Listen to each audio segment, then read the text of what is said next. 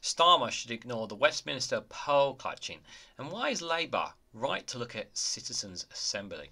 I'm going to read into this more from Byline Times, you guys. Let's go.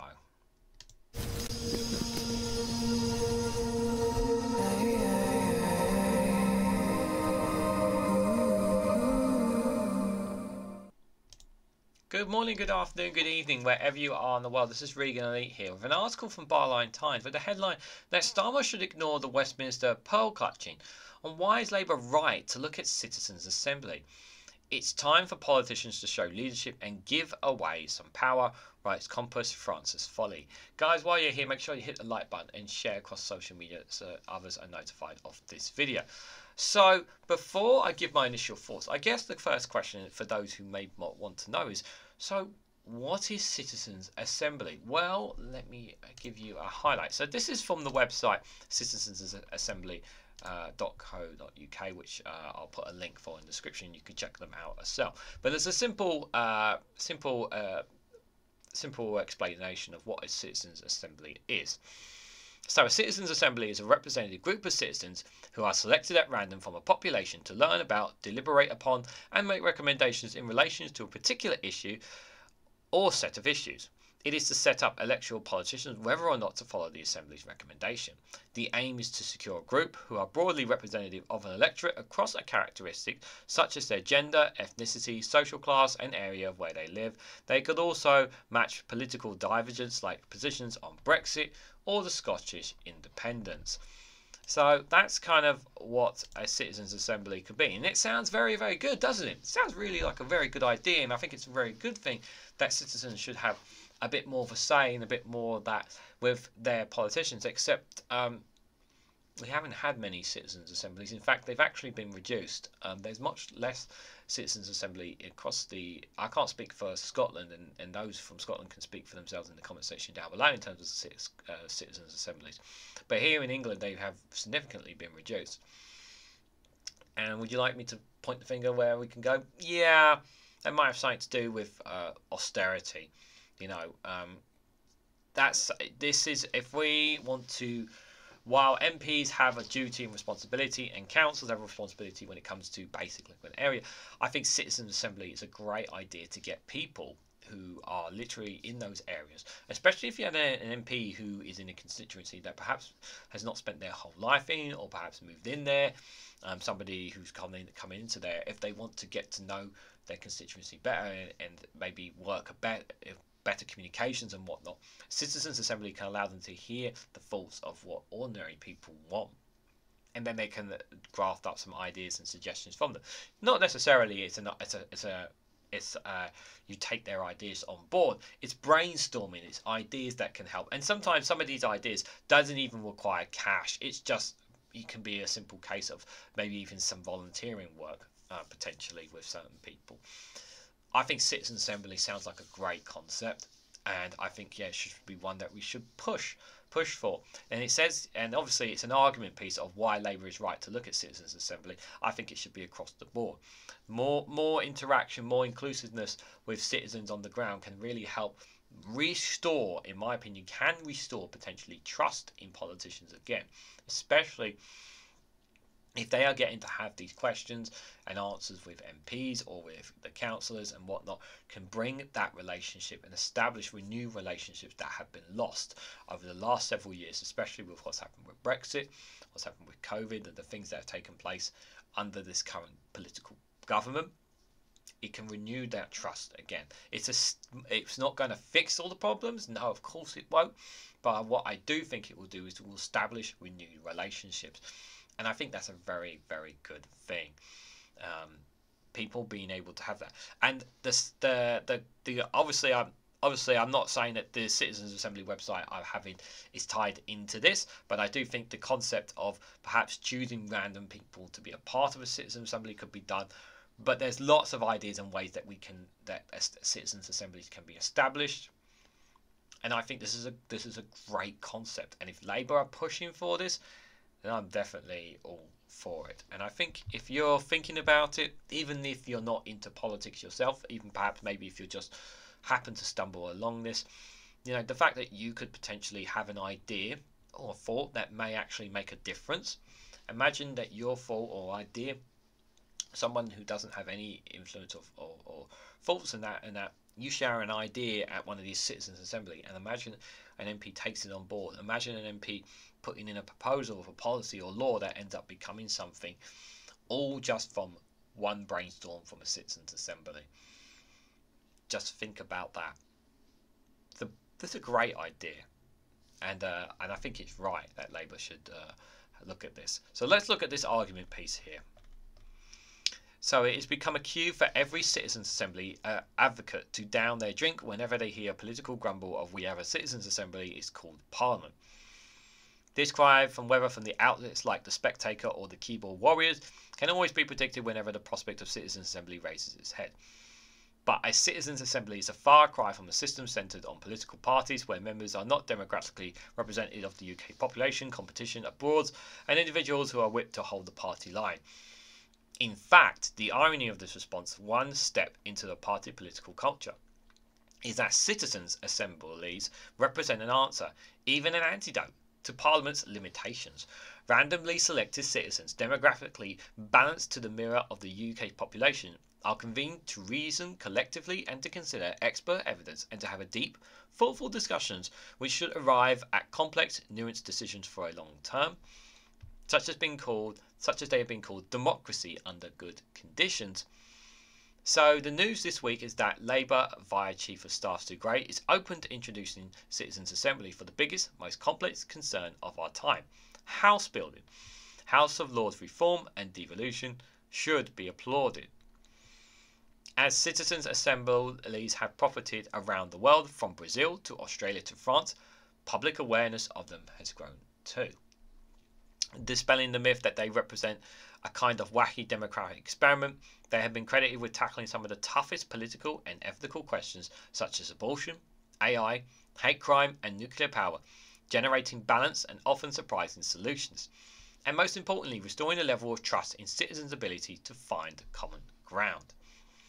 They have established themselves as a tried and tested tool in our democratic arsenal.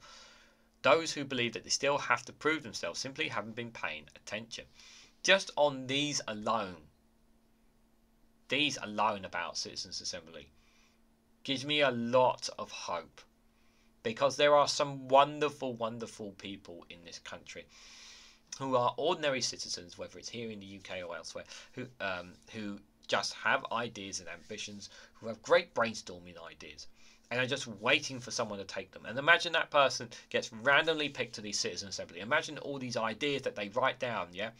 Because this is what you can literally do. You can literally do is have a citizens assembly and literally give them all a massive sheet of paper, do a brainstorm, and everyone writes all their ideas in these bubbles. And then all of a sudden, then they can share them obviously across the assembly. This is what we've come up with. It's just the idea, the possibilities here. And the thing is that we don't talk about this. It's kind of been shut out. Why? Why would anyone not want a citizens' assembly? I'll tell you why. Because certain people in certain powers do not want ordinary people making decisions that would benefit them. They would rather keep the power in their hands rather than in the hands of ordinary people. The rich and the wealthy and the most influential want to keep citizens' assemblies doors shut. They don't want us having these. And hell, you don't even have to have an actual group of people together at an actual hall or something like that. You could even do a Zoom assembly. You could have one with a group of people together sharing their thoughts as well. You could have an online one potentially as well now with the possibilities. So there's lots of ideas to establish here. So they have established themselves as tried and tested tools in our democracy arsenal, who believe that they still have to prove themselves, simply they haven't been paying attention. However, based on my research into the effectiveness in the UK, there are 3 important risks that the Labour Party must avoid if it is to conduct a meaningful and powerful citizens' assembly. The first is if they can fail where there is a lack of buy-in from political bodies that set them up. Politicians who commit to a handling of a settling issue to a citizens' assembly must prepare to receive their careful crafted proposals, to respond seriously to them, and to involve citizens in the process. It is right for leaders to have a view on the issue. They have been elected with particular principles and policies in mind, and they shouldn't simply enact the proposals without scrutiny. But unless and until they are prepared to cease a measure of control to the participants and to promise to take action as a result, they risk doing more harm than good by alienating citizens and cementing the view that politicians don't take citizens seriously. And this is the thing, like, although they don't, like I said, when I spoke earlier, although they don't have to straight take on a certain point of view, they could take ideas from that point of view that can end up becoming a policy as well.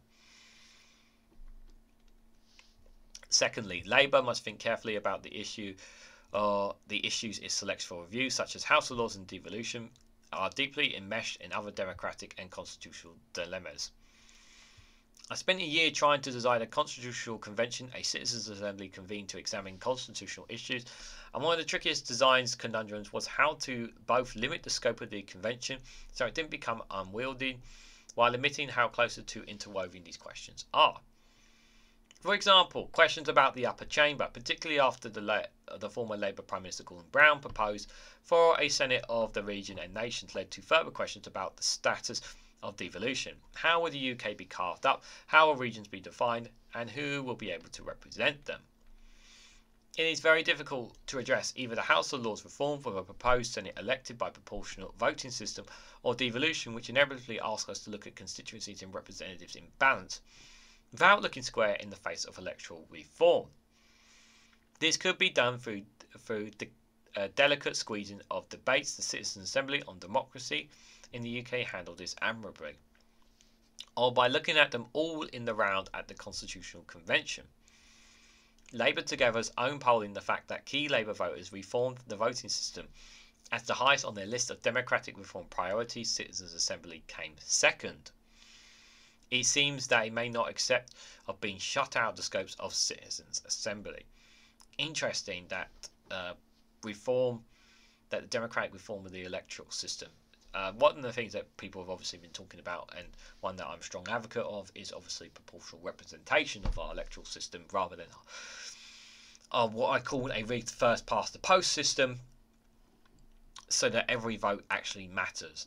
And in doing so, it gives power to the likes of the Green Party, the likes of Reform, to have more of a say, because people generally want to buy into their politics, whether you agree or disagree with those parties. For example, these minor parties then finally can have a say in the Houses of Parliament, on behalf of the people that they voted for.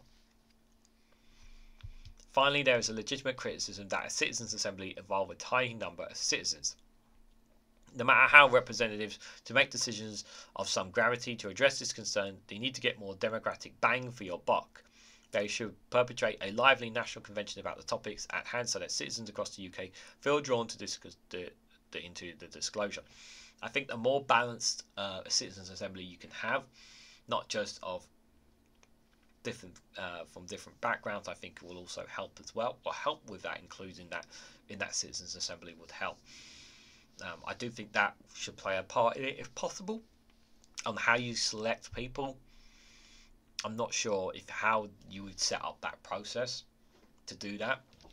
Maybe in the similar way that they set up the jury service, they select people for jury service. I'm not sure. I have twice been called for jury service, and I would not be surprised if I get called again for a third time. This might look like a large-scale public event to kick off the process, coupled with a roadshow that toured the country, picking up proposals and taking the temperature across the region and nations. It might sound expensive, but the opportunity for the entire country to participate in this democratic experiment would be invaluable, and it would provide a sense of proximity to the Citizens' Assembly process, making the longevity of decisions more likely. The adventures of going big would also present the chance of experimental political education and deliberate democracy more generally, to sweep away some of the misconceptions about Citizens' Assembly and plant a flag for future deliberate processes. More democracy. This is more democratic as well. because everybody is getting a voice here. These benefits were seen in Ireland with its series of Citizens' Assembly examining the Constitution, from everything to much celebrated Citizens' Assembly on abortion and equal marriage to those looking at women's places in society and on climate change. What might have been a small-scale contained process that only affects participants grew into a movement of national renewal in Ireland, which addressed profound questions about its place in the world and the kind of country it wanted to be. Perhaps it is not what Labour has in mind, but there are many reasons why 2025 is an auspicious time to launch that conversation. What is Britain? What does Britain stand for? Where is Britain going? Well, at the moment, people are, the consensus that has with people is that the United Kingdom is done for, because the perception, obviously the wider perception is that Scotland wants to go its own way. They want independence, they want to have that vote, and people know if they get that opportunity to have that referendum again, they will not miss out on opportunity this time around. And in my opinion, they should be given that opportunity to have that voice again. However, also you have to bear in mind as well what's happening in Ireland with the Good Friday Agreement, the cooperation, the agreement that's been made there. So you have obviously Northern Ireland may potentially within 5-10 years time may finally have that vote, have that say where they can find if they want to have a vote on becoming the United Ireland, which means they become united, which means Northern Ireland is no more, which means the United Kingdom could end up just being potentially within the next 20 years or so, maybe even less, could just be coincided of England and Wales. It's not so much a United Kingdom anymore. So we got to make a decision of where we are going as a nation, because the United Kingdom is falling, it's breaking. You know, conversations about being all four nations is slowly coming apart. But I don't think for a second, and I really want to make this point, that if the United Kingdom does become no more, I don't see this as despair and the end of the world. It means that we can still have trade agreements with Ireland. We can still have trade agreements and a strong relationship with Scotland. Hell, even if Wales decide becoming independent, it doesn't mean we still can't have the relationships with them. Just like we have relationships with the EU that we've left them. It's just change is an inevitable thing. But the question is where does this country want to go? What does it want to be as that change comes along? And I think citizens need to have those conversations in order for us to know what we generally want, because there are things that are going to happen, and the question is how we are going to approach them. And we have to decide as a country, England in particular, I'm focusing on here, what do we want? What do we want to be? What do we want to achieve? How do we want to go forward? As citizens from the towns to the counties to a country as an overall, what do we want to do? And I think that's a question that we will continue to ponder. If some of this sounds too ambitious, too big, it's worth reminding ourselves that the crisis of politics is fundamentally a crisis of democracy. UK democracy is at a profound low ebb, with the record levels of distrust and alienation and a public ground to believe that nothing ever really changes.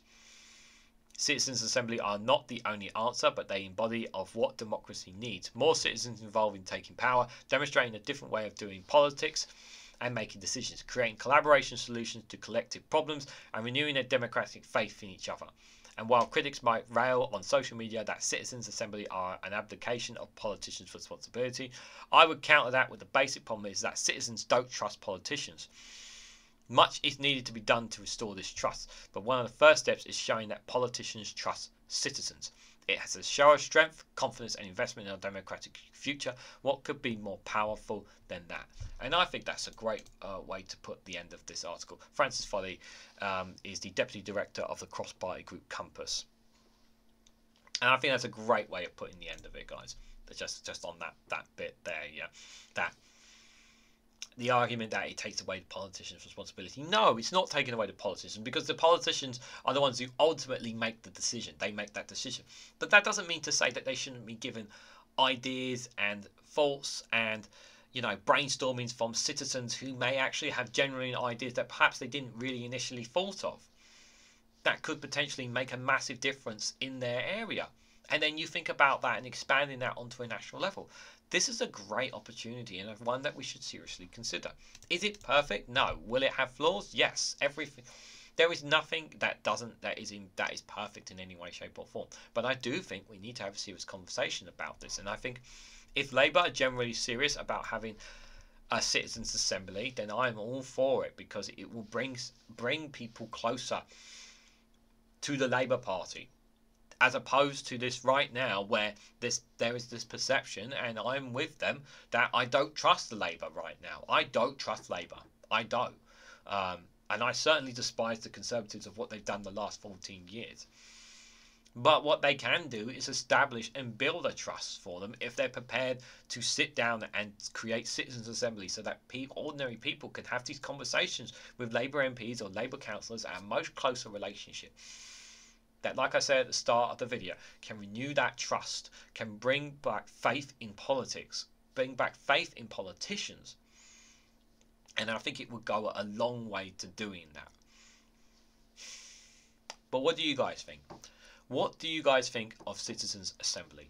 What do you guys think about the future of the UK? What do you guys think about the United Kingdom, the 4 nations, where we are going? Can Citizens' Assembly be one of the answers that could perhaps bring trust between citizens and politicians, here particularly in England? Or perhaps maybe where you are, you have Citizens' Assembly and they have worked out for yourself. Or perhaps you're someone who has had them before and it didn't work out. Perhaps you can explain why in the comment section, why they are not good for you in your opinion. Your thoughts and your opinions, share them with me.